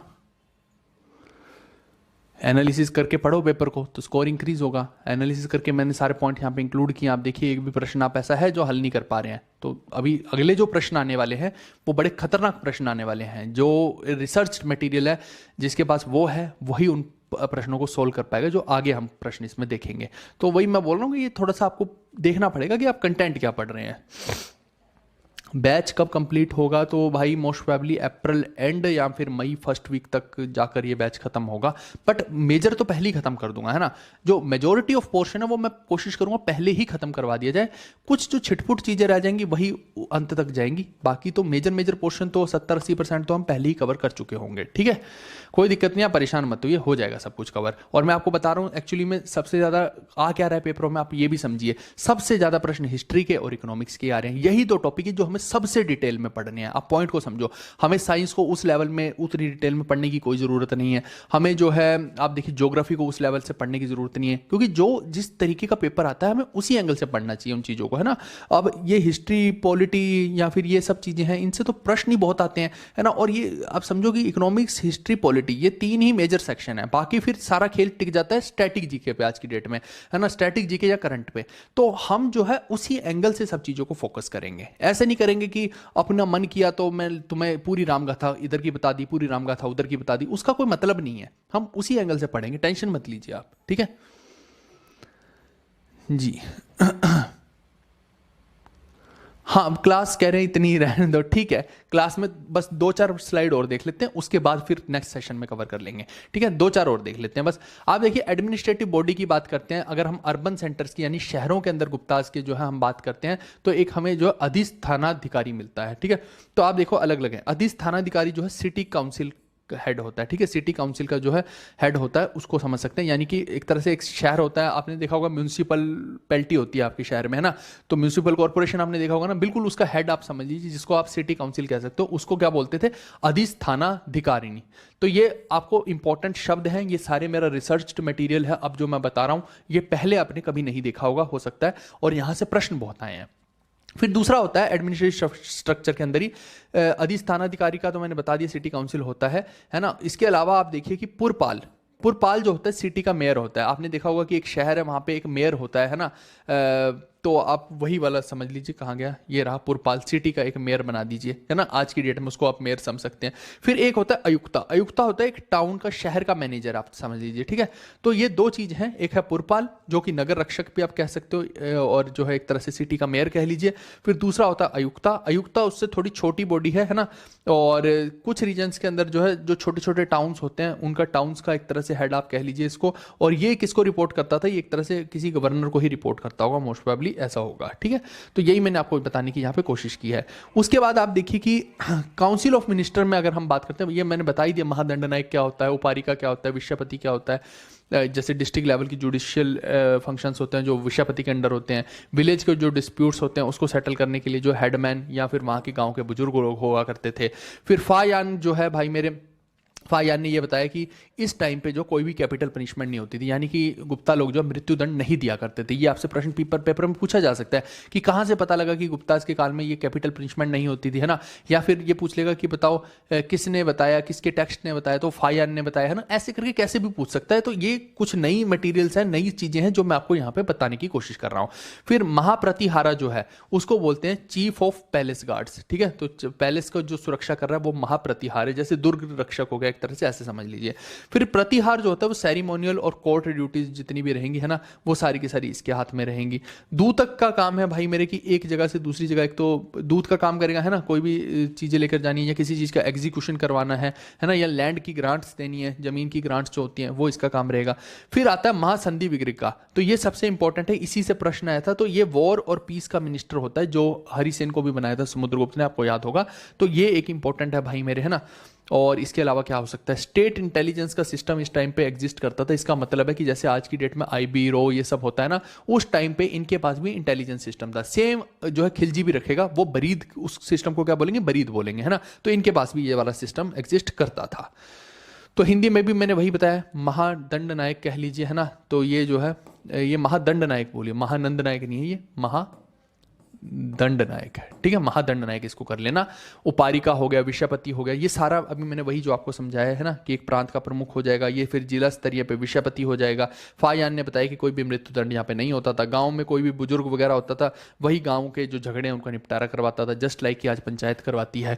फिर महाप्रतिहार जो महल का रक्षक होता था। प्रतिहार जो है औपचारिक अदालत के कार्रवाई जितनी भी होती थी वो करता था। फिर दूधकास का काम जो है भूमि का अनुदान वगैरह करना होता था। महासंधि विग्रिका का काम जो है युद्ध और शांति का प्रबंधन करना होता था। तो ये सारे के सारे इनके काम हुआ करते थे। क्वेश्चन देखते हैं कि क्या आया है।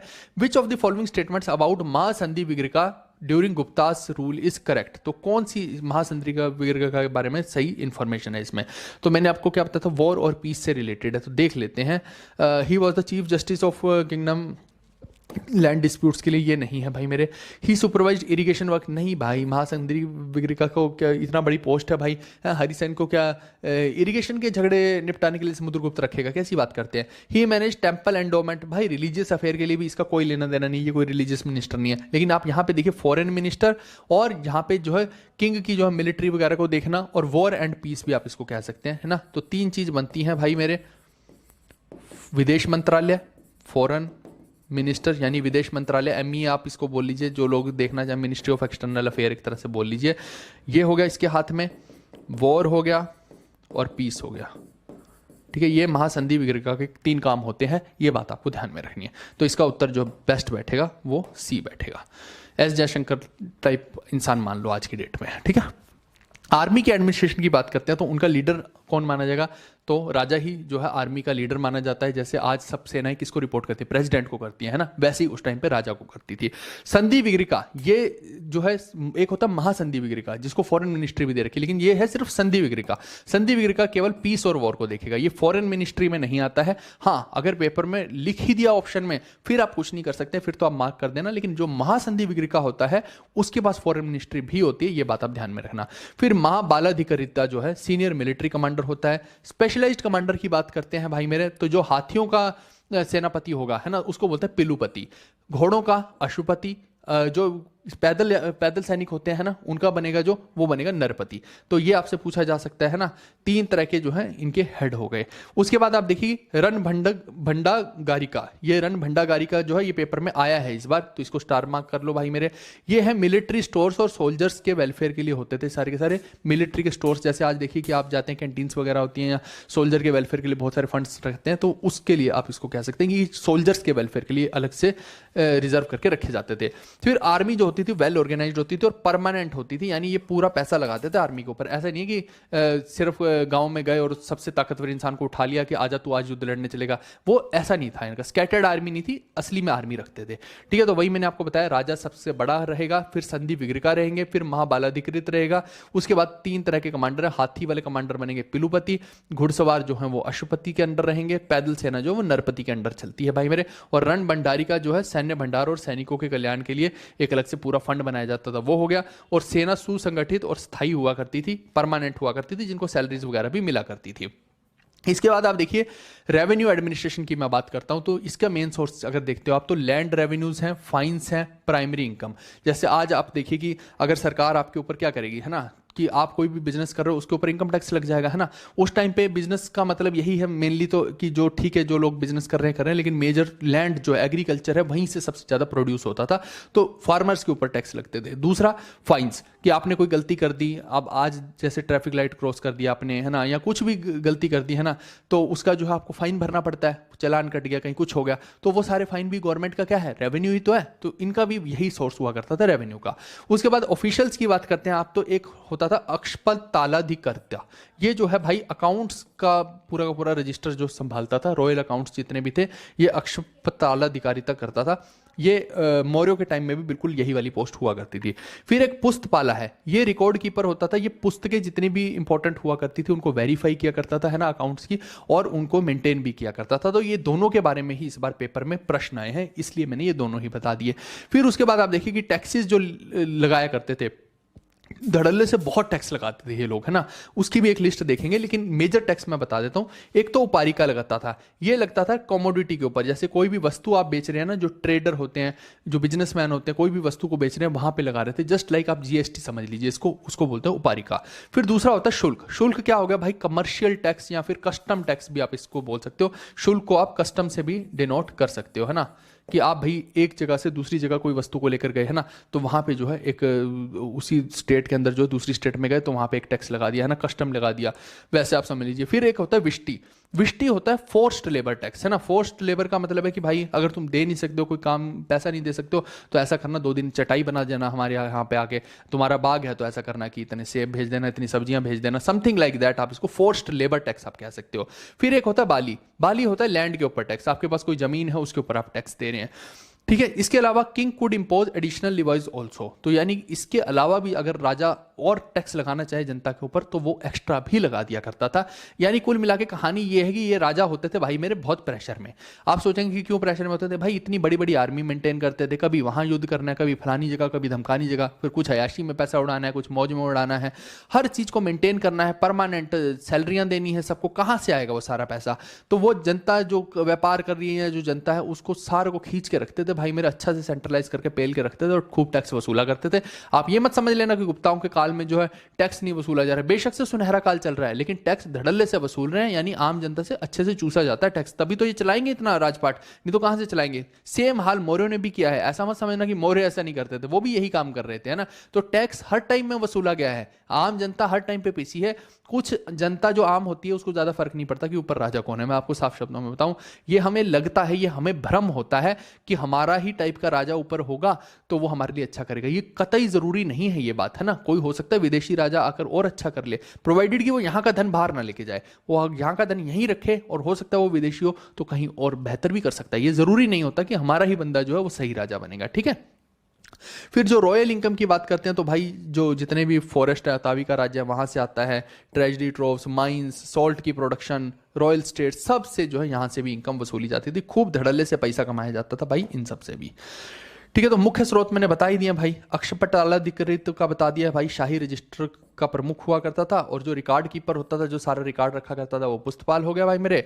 और उपारी कर के बारे में बता दिया, जो व्यापार की वस्तुओं के ऊपर लगता है। शुल्क जो होता है भाई मेरे, उसको कस्टम भी आप समझ सकते हैं, है ना, जो वाणिज्य के ऊपर लगा करता था। विष्टि जो होता है, जबरदस्ती आपसे लेबर करवाई जाएगी, कभी महल बनवाना है तो भाई मजदूर मंगा लिए कि आ जाओ भाई फ्री में काम करो। फिर बलि जो होता है वो किसी भूमि के ऊपर टैक्स होता है ना।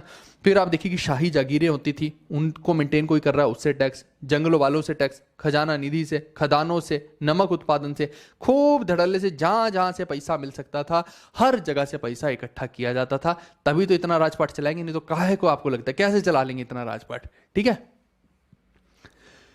भाई। समझ के कह रहे हैं शाम को 7 बजे कर लिया करो, कोई बोलता 8 बजे कर लिया करो, कोई बोलता मैं ऑफिस से लेट हो जाता हूँ 9 बजे कर लिया करो, कोई कुछ बोलता है, कोई कुछ बोलता है। इतने सारे टाइम कैसे सेट कर लेंगे भाई? अब जो टाइम चल रहा है 8:30 से 9 के बीच में मैं कभी भी कर लेता हूँ, यही टाइम ठीक है, चलने दो भाई अभी, है ना। चलिए, in the context of Gupta dynasty administration which of the following official is correctly associated with the respective roles. तो कौन जो है रिस्पेक्टिव रोल्स के साथ जो है मैच हो रहा है। तो आपको अगर ये समझना है तो देखिए, ये भी पहले फिर इसके बारे में देख लेते हैं कि उत्केटिया क्या होता है, ध्रुवाधिकरणी का क्या होता है। जैसे भंडार अधिकृत है, ये तो मैंने बता दिया ना। ये जो भंडार अधिकृत होता था, ये क्या होता था, सोल्जर के वेलफेयर के लिए होता था, है ना। याद आया आपको कि आर्मी के लिए जो है उनके वेलफेयर के लिए रखा जाता था। ये बोल रहा है कि विलेज के लोगों के लिए रखा जाता था, ये गलत है, ये तो यहीं से गलत हो गया। और पुस्तपाल जो होता है वो नोटरी और कीपर ऑफ रिकॉर्ड होता है। ये मैंने अभी आपको बता दिया कि भाई नोटरी करने वाला या रिकॉर्ड को जब संभाल के रखता है ना, रिकॉर्ड को रखता है, तो वो पुस्तपाल हो गया। उत्तर तो हमें समझ में आ गया है, लेकिन अगर हेडशॉट लगाना होता तो उसके लिए यहाँ 2 पे आप फंस जाते। तो ये 2 क्या है, इनके बारे में भी अभी मैं आपको बताता हूँ, ठीक है। उत्तर तो अब आपको समझ आ ही गया कि पुस्तपाल है, लेकिन इनके बारे में भी समझ लेते हैं। आप देखिए, पहला है दंड पक्षिका, ठीक है, तो दंडाधिकारी या दंड पक्षिका जो है ये हेड ऑफ पुलिस होता था। दूसरा बनता है महाप्रतिहारा, ये है चीफ ऑफ पैलेस गार्ड जो पैलेस को संभालेगा। फिर एक बनता है महाक्षपतलिक, ये जो है सीनियर लैंड रेवेन्यू ऑफिसर हो गया। फिर अभी जो आपने पढ़ा द्रौवादी करना, द्रौवादी करना ये देखिए पीछे ही आपने अभी पढ़ा है, ये रहा द्रौवादी करना, ये बोल रहे चीफ जुडिशियल ऑफिसर, लेकिन द्रौवादी करना क्या होता है भाई मेरे, officer in charge of land tax collection and revenue records. तो आप ध्यान दीजिए, ये रहा द्रौवादी करना, ये officer in charge of land tax collection है, इसको स्टार मार्क कर लो, यही पेपर में आपका पूछा गया है। जबकि आप देखिए कि लैंड के ऊपर जो टैक्स है उसको कलेक्ट करने वाला है, और ये क्या बोल रहा है, चीफ जुडिशियल ऑफिसर बोल रहा है, ये जुडिशरी का थोड़ी है भाई मेरे, कोर्ट का थोड़ी है, तो ये गलत हो जाएगा, ठीक है।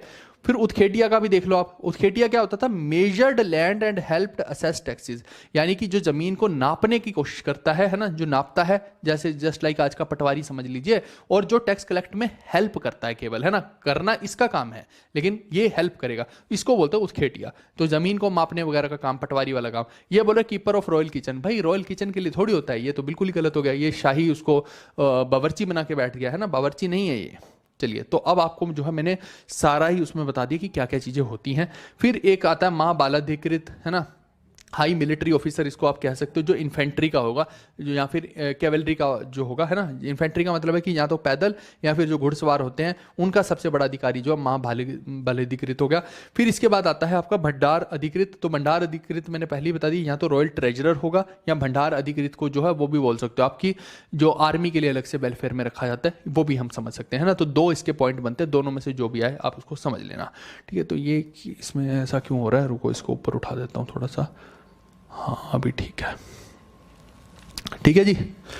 चलिए इसको रिमूव कर देता हूँ, नहीं तो फिर ये आपको आड़े टेढ़े दिखेंगे। चलो, तो ये मैंने आपको बता ही दिया है भाई मेरे कि कौन सा क्या होता है, दंड पक्षी का क्या होता है, महाप्रतिहार, ये सारा बता दिया है भाई, वही है, इसमें कुछ भी दिमाग लगाने वाली बात नहीं है इसमें, है ना, ये सारा बता ही दिया है। क्वेश्चन देखते हैं, which of the following pair is correctly matched in accordance with the Guptas administration officer stated role. तो आप देखो, अब ये फिर जो है इसके ऊपर प्रश्न पूछा गया, अगेन डिटेल में प्रश्न पूछ लिया गया है। अब ये प्रश्न वही सोल्व कर पाएगा जिसको ये लेटेस्ट की चीजें पता होंगी, नहीं तो आप ये प्रश्न को सोल्व नहीं कर सकते हैं।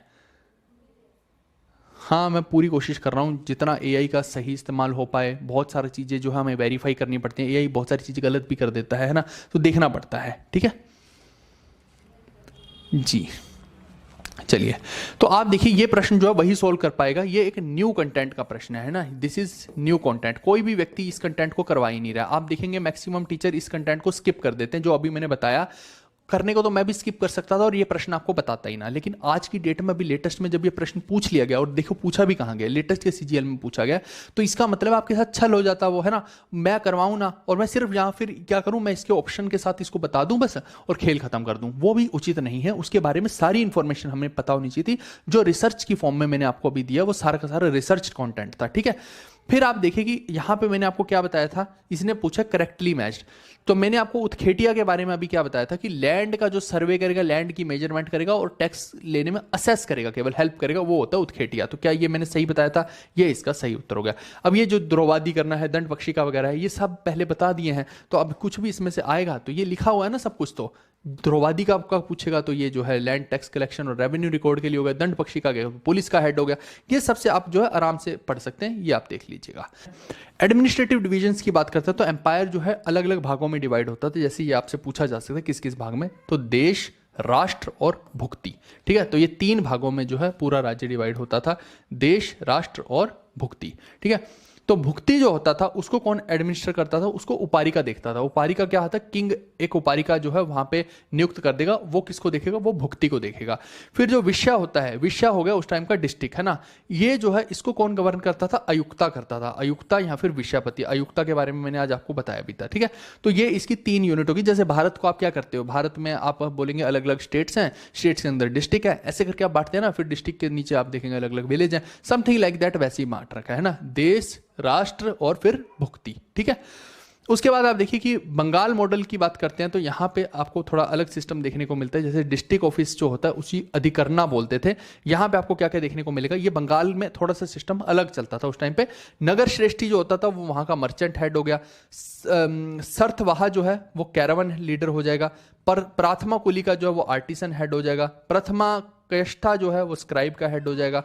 पुस्तपाला तो आपको बता ही रखा है कि जितना भी रिकॉर्ड कीपिंग है वो पुस्तपाल का काम है। वहीं नॉर्थ बंगाल में आप देखेंगे तो यूनिट्स अबव विलेज जो होती थी है ना, यानी कि गांव से ऊपर की जितनी भी एडमिनिस्ट्रेटिव यूनिट होती थी उनको क्या बोलते थे, अष्टकुलाधिकरणा बोलते थे। इसके अलावा यहाँ पे क्या क्या इंक्लूड होता था, ग्राम, कुटुंब, महातारा, ये सारे का सारा इसके भाग हुआ करते थे। आप ऐसे इसको समझ सकते हैं ना, एक गांव हो गया उसमें परिवार हो गए, फिर वहाँ महातारा हो गए, ये सारे इंक्लूड इसमें हुआ करते थे। तो यहाँ भी मैंने वही बताया, 3 भागों में बटा होता था, देश, राष्ट्र और भुक्ति में।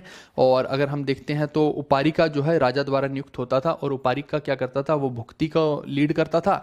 वहीं पे जो विषय या जिला होता था उसको लीड करता था अयुक्ता या विषयपति। ठीक है, फिर वहीं पे अगर ये तो हो गया साम्राज्य का पूरा। फिर बंगाल का मॉडल आप देखते हैं तो यहाँ पे आपको नगर श्रेष्ठी, फिर जो है क्या कहते हैं सर्थवाहा, कुलिका, कायस्थ, पुस्तपाल, ये सारे आपको देखने को मिलते हैं। फिर तीसरा उत्तर बंगाल की इकाई अगर हम देखते हैं तो उत्तर बंगाल में हमें जो है जैसे गांव हो गया है ना, तो गांव के ऊपर की जितनी भी इकाई होंगी जैसे डिस्ट्रिक्ट वगैरह आप समझ लीजिए, उनको क्या बोलते हैं तो अस्त कुलाधिकरण बोलते हैं। और उसमें जो है बहुत सारी चीज़ें आती हैं जैसे ग्रामिक हो गया, कुटुंबी हो गया, महत्तर हो गया, ये सारे उसके अंडर आ जाएंगे। फिर इसके अलावा विलेज एडमिनिस्ट्रेशन और लाइफ के अंदर अगर हम देखते हैं तो विलेज का जो हेड होता है उसको क्या बोलते हैं, जैसे आज हम सरपंच वगैरह बोल देते हैं तो उस टाइम पे क्या बोलते थे, ग्रामपति या ग्राम अध्यक्ष बोल देते थे। और यहाँ पे जो आप देखिए कि जहाँ तो ग्राम के बुढ़े जो होते हैं ये ग्राम बुढ़ाज हैं, ठीक है, तो बुढ़े लोग हैं या तो सबसे वो गांव के झगड़े को खत्म करेंगे या फिर यहाँ का जो ग्रामपति है वो भी उसको खत्म कर सकता है। जनरली बुढ़ों से ही खत्म करवाते थे कि कोई लड़ाई झगड़ा होगा तो बुढ़े लोग जो आएंगे वो उसमें मदद करेंगे लड़ाई झगड़े को खत्म करने में। फिर इसके बाद विलेज के अंदर कुछ ऑक्यूपेशनल ग्रुप्स भी हुआ करते थे, जैसे कारपेंटर लोग हुआ करते थे, वीवर हुआ करते थे, potter, oil presser, goldsmith, farmer, ये सब उस टाइम की लाइफ है। ये मैंने लाइफ बताने की कोशिश की, इससे डायरेक्ट प्रश्न ऐसे नहीं आएगा तो ये प्रश्न आएगा, ये सिर्फ लाइफ बताने के लिए मैंने तरीका आपको बताया है। ठीक है, इसके अलावा विलेज की कुछ काउंसिल होती थी, लोकल मैनेजमेंट होती थी, है ना, वो होनी ही है कहीं ना कहीं क्योंकि विलेज का एक हेड बन रहा है तो लोकल मैनेजमेंट वगैरह कौन देखेगा। गांव के अंदर कुछ भी इशू हो रहा है ना, पानी की समस्या हो रही है, कुएं में कुछ हो गया, कोई कहीं भी कुछ हो गया तो कौन देखेगा, वहाँ की एक लोकल एडमिनिस्ट्रेशन देखती है भाई मेरे। जैसे शहरों में तो म्यूनसिपैलिटी हो गई तो गाँव की भी एक होनी पड़ेगी ना, तो वो इसके अंदर इंक्लूड हो जाएगी। कह रहे ग्राम बुड्ढाज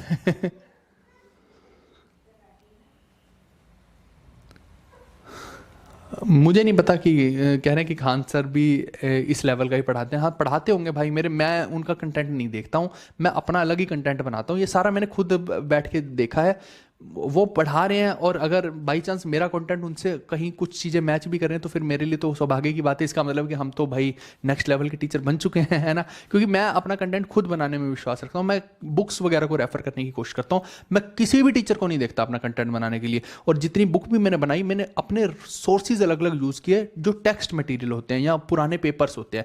मैं कभी किसी टीचर के किसी भी वीडियो को आज तक नहीं देखा, है ना।